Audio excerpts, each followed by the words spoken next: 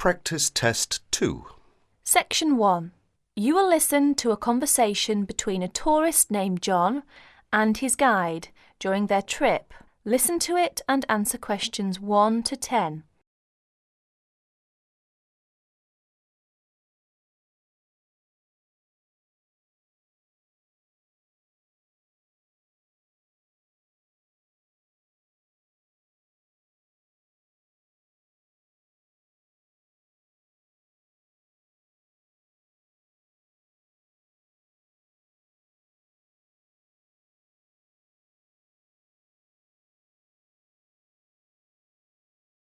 Now listen to the conversation and answer the questions. It's very quiet here. It's not so quiet. Listen. I see what you mean. Of course there are no cars. No trucks, no motors, no computers, no people. Where are the nearest people? We're about 20 miles from the nearest small town. That's where we're going. How far have we come this morning?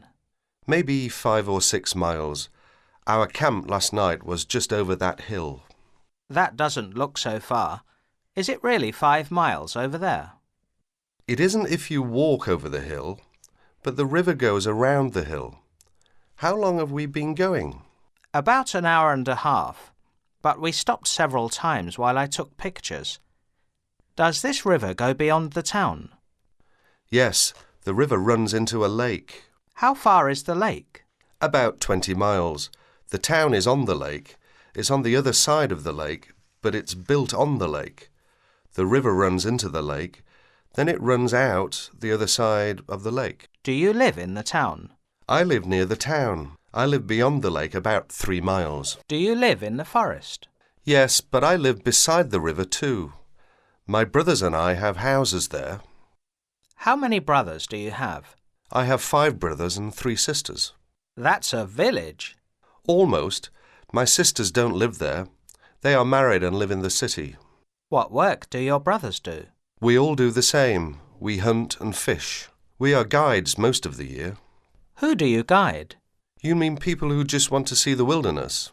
Many. When I was young, we had only hunters and fishermen. Now we have most people who just want to look. Where do you take them? We hike to the large lakes. We canoe in the rivers. Many people like to visit the waterfalls in the area. We have 6 large falls. Where are they? Not too far. One is near where we camped last night. It's the other way up the river. Can we see some of the falls? Tomorrow, there is one after the town, down the river about 10 miles. We'll see that one. It's on a stream that runs into the river beyond the town. It's very peaceful here. Do you ever get bored? No, I don't. Some people do. I get bored in cities. I used to work in the city. I didn't like it. I came back here. Was this your home? I mean, is this where you were born? No, I was born in the city. I went to school there. My father was like me. He didn't like the city. When my brothers all finished school, the family moved here, beside the lake. My father never went to the city again. What about your mother? Was she bored? We're Indians, you know. She had a lot of friends here. There are a lot of Indians living around here. Across the ridge is an Indian town. My mother likes to go to the city to see her daughters, but she likes it here in the forest. How far is the Indian town? Walking over the ridge, maybe 10 or 12 miles, but we can drive from the lake. How long does it take to drive? Just a few minutes. It's a good road. Can we go there? Why? There's nothing there. I would like to talk to the people. That's what I do. I talk to people and write stories about them. We can go if you want. I would like to. Most people want to see mountains, rivers, trees, wild animals. I like those things too. There's a small river around the next bend. It comes from the mountain. How far is that? Only a mile or so. Are you hungry? We could have lunch there. We didn't bring any lunch. I thought we were going to have lunch in town. We could catch some fish and cook them. It's a good place to fish. That sounds wonderful. It's a beautiful spot. Look up there. Can you see that brown rock above the trees? Yes, it's so beautiful. Can you see a stream in the sun beside the rock? Yes, it looks very, very small from here. It's not very big. That's the beginning of the small river we are going to. It comes down the mountains into the river. It looks very far away. It is. Have you been up there? Of course. Look ahead. You can see the river now. What a beautiful place. Let's definitely stop here to fish for our lunch. Do you enjoy this? I love it. I thought you liked people. I do, but I like being outdoors. I like the mountain, the river, the forest. It's perfect. Do you like what you do? Yes, it's not really work. What do you mean? I do it without pay. It's what I do in my free time. I live outdoors. I fish, I hunt, I go down the river in my canoe. Thanks for a wonderful week. That is the end of section 1. You will have half a minute to check your answers.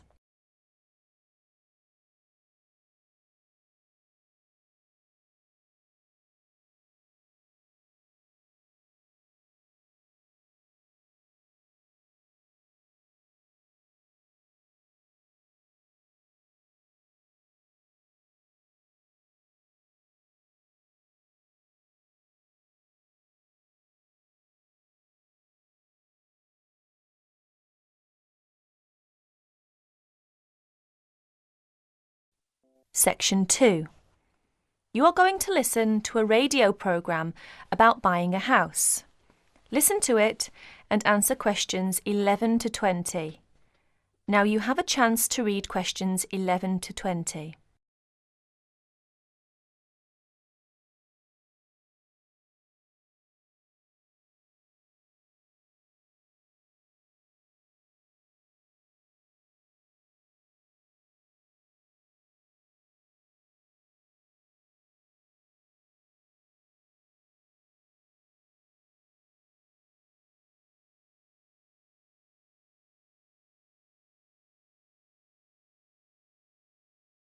Good afternoon, listeners. Today, I'd like to welcome Edward Fox, who is going to talk to us today about buying a house. Edward.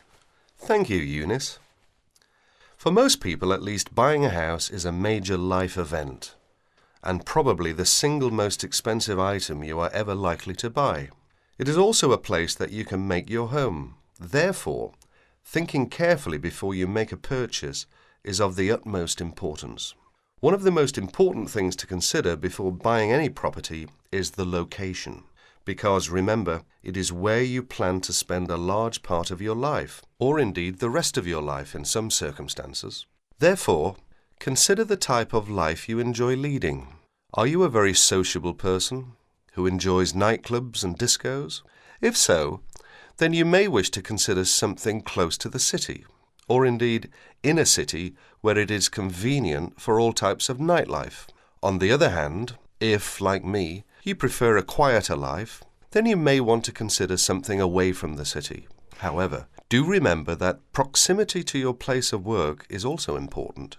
Indeed, we spend most of our life at work, and you don't want to have to spend 2 or more hours every day travelling to work now, do you? Therefore, transport is the utmost importance. City suburbs, however, are often conveniently located for commuting to work. All for shopping. Without being in the heart of a busy city. You may, however, think that a house in the suburbs would be far too expensive. Yet houses located in cities can often exceed the price of suburban houses. So check out the prices. You may be surprised. Family is another important consideration. You may prefer a house that is away from a busy street or main road.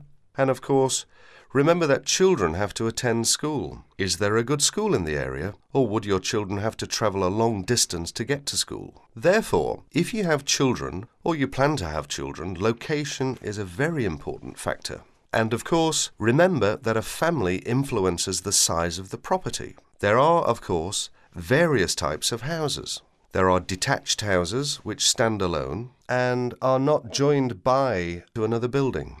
Then there are semi-detached houses, which, incidentally, are the most common, and for good reason, because they are less expensive than detached houses. This is because they are, in fact, 2 houses joined together, and therefore take up less space. And finally, there are townhouses, which are many houses joined together to form a long row. But don't think that townhouses are less expensive than semi-detached houses. They rarely are. This is because they are usually built in cities where the prices of property is very expensive indeed.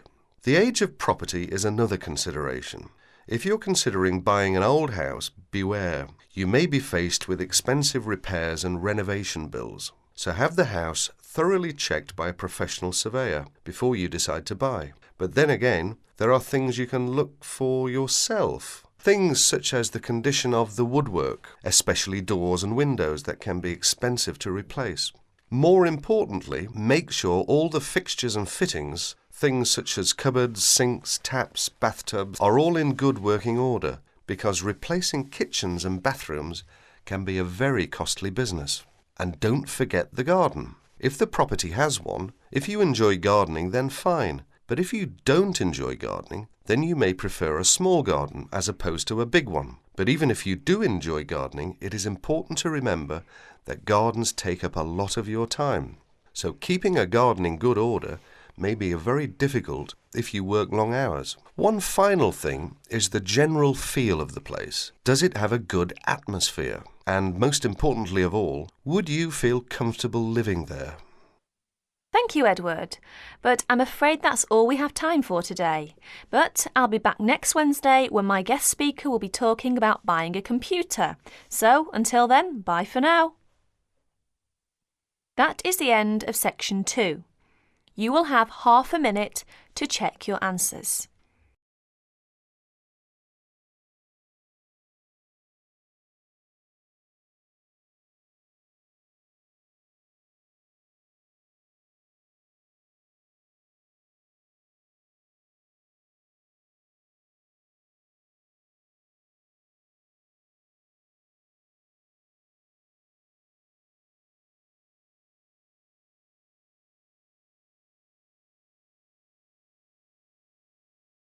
Section 3. You will hear a local radio program giving information about jobs that are available in the area. First read questions 21 to 30. Fill in the information required using no more than 3 words and tick the correct box.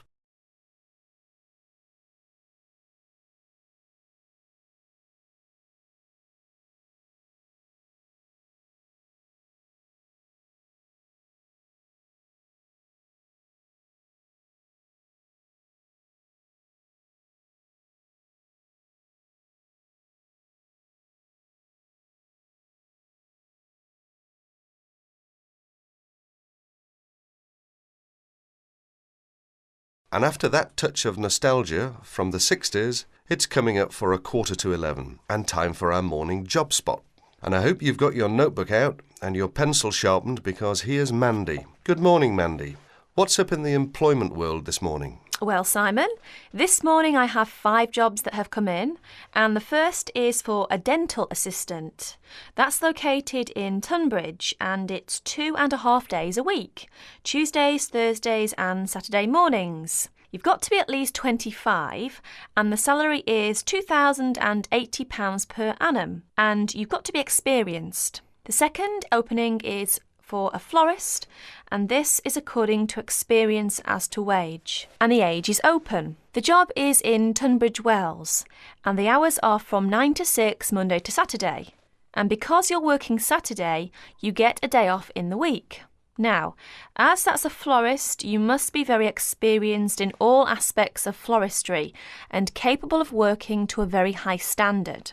Previous managerial experience is an advantage, as this job has actually got nice prospects, because there's a possibility of management for the right applicant. So there's one for someone who's going places. What's next, Mandy? Next job then, Simon, is an evening job, and it's for a cleaner. The wage is £25 per week and the age is 30 plus. Hours for this, as it's an evening job, 6 to 8:30 Monday to Friday. So that's a nice job for someone who wants to do something in the evening, Simon. They must be fully experienced as an office cleaner, hoovering, dusting and polishing, etc. And where's that one based? Oh yes, that one's in Tunbridge. The fourth job we've got lined up is for general catering assistant, based in Paddock Wood. The wage is £48.40 plus full board, so that's full board and it's £48.40. The age is 18 plus and there are alternate shifts on this job.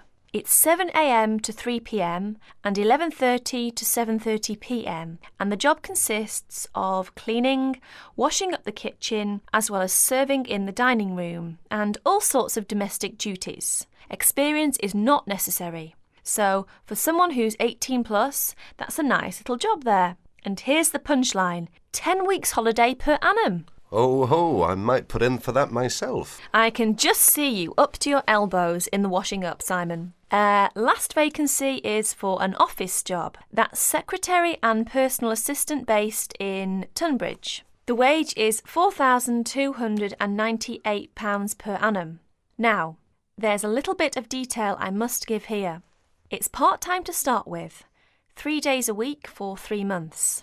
So for the part-time, it's 3/5 of £4,298. And then after 3 months, it goes to a full-time job, 9 to 5. That's for someone 21 plus.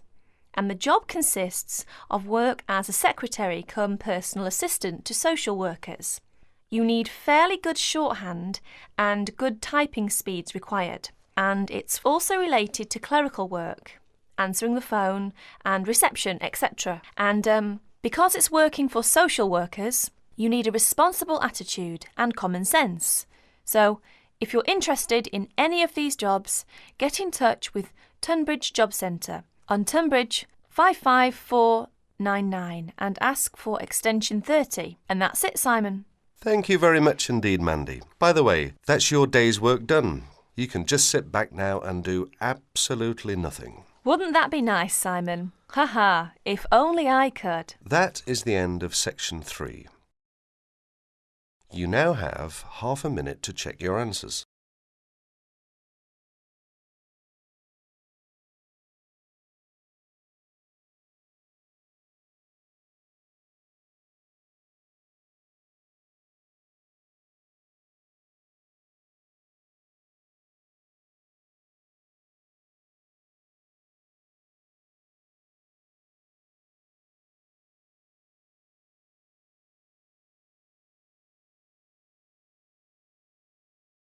Section 4.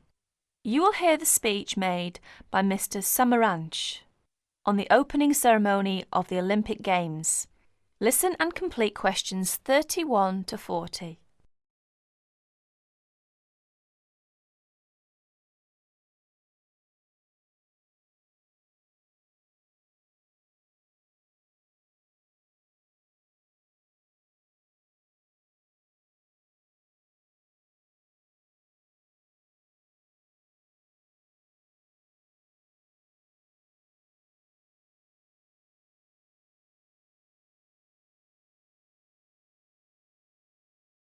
Here is the President of the International Committee, Mr. Samaranch's speech at the opening ceremony of the 26th Olympic Games. I'll read it for you. On behalf of the International Olympic Committee, it gives me great pleasure to welcome you to the Games of the 26th Olympiad, Sydney 2000.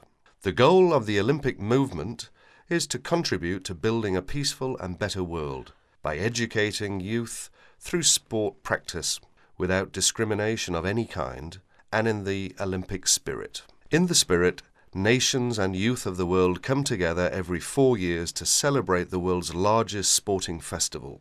SOCOG has organised these sporting competitions in consultation with the international federations, responsible for each sport. This is through nomination of technical officials, specification of technical requirements, and the cooperation with IOC and SOCOG on venue and other preparations. We thank each international federation for their vital efforts in the preparation of these Millennium Games.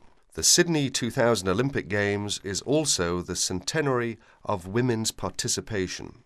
With a record number of events and disciplines for women at the Games, the Olympic movement continues to recognise and support the vital role of women in sport. As we embark on a new millennium, it is the Olympic Games that will continue to unite the world and celebrate humanity. That is the end of section 4. You will have half a minute to check your answers.